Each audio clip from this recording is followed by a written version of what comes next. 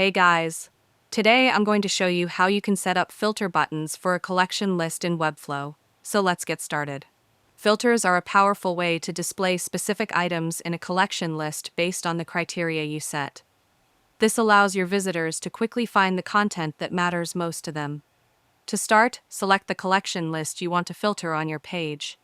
Then, go to the Element Settings panel and open the collection list settings. Here, you'll see an option for filters.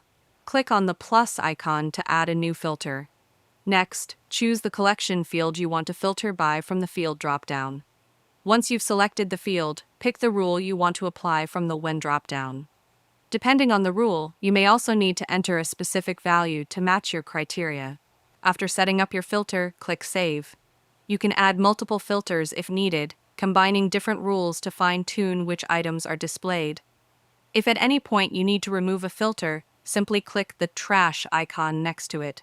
By using these steps, you can create fully customized filter buttons that make your collection lists interactive and user-friendly, helping visitors navigate your content more efficiently. And that's it. If you found this video helpful, consider giving it a like and subscribe.